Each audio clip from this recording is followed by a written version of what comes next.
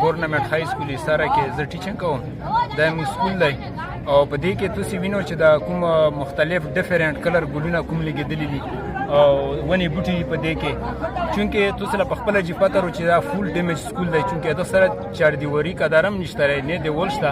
خو بیا هم دا د خبرې امازي کوي یا عکاسي کوي چې په د سکول کې څومره ډیسپلین دی، پرایویټ کې څومره نظم و نسق او د مونږ د اساتذهو د ګلونو سره څومره مینه او محبت دی. چونکې تاسو وینئ چې دغه نه لکه موږ کله چوټي شي نو پون یې قدرن څوک نشي شو کولی، نو دا ټول کریډټ اول د موږ پرنسپل صاحب لا نو بل صاحب لا او بیا دغه استادانو لا او بیا دغه سټوډنټونو لا چې په دومره بغړته دا دوړ کې دلته سبا کوي او بیا دغه چیرته ورنی شته دومره عوام د مین روډ د خل تیریږي او دغه لا بوټی لا یا پون یې لا یا ګل لا څوک ته نه وروړي. نو دا زه چې کوندای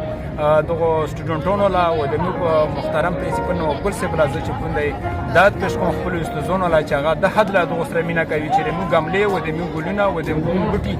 د سکول حسن څومره دوباله کوي او څومره خپلای کوي. دا یو یونیک هغه د کریډټ دی چې دوله حاصل دی. دا خو کله چې بل صاحب روغلو محترم ګورنمنت های سکول سره پرنسپل دی نو هغه سره چې د حالاتو کتل نو دلته کې چونکې نه بوټي داسې خوست و نه دومره رونق و نه دومره ګلونه و نه دومره ګملې وې، نو د دغه ګلونو سره ډېر ښه لکه شوق دی. نو چې ته وکتل د سکول خړ پړ و نو د مختلف کلر ګلونه راوړل، په هغه کې مختلف بوټي راوړل، مختلف قسم شیونه د د کیارې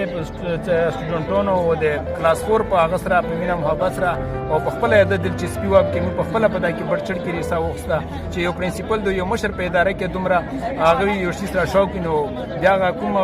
وړوکي عمله چې هغه هم سره بیا هماغه رنګ احساس او هغه سوچ پیدا ویږي. نو هغه د موږ پرنسپل سره بیا د مختلفو ځینې نه مختلف کلر ګلونه راوړل، هغه یې وکرل او هغه هم صنایع لکه داسې وسوتله لکه ورځ په ورځ دی کلر چې سکول نو هر یو صبحي دی چې روسي صبحي په ټینګ کې د هر یو بل هر یو بوټي دی هغه کوي لکه کسي معنی کوي چې را موت بنی وي خراب خو بنی وي. نو داسې خلک چې په دا قوم کې وي، په دغه سکولونو کې وي، په دغه ادارو کې وي، په پاکستان کې وي، نو ان شاء الله د مو ملک په او د مو وطن په مخ ته روان یو ترقی کوي.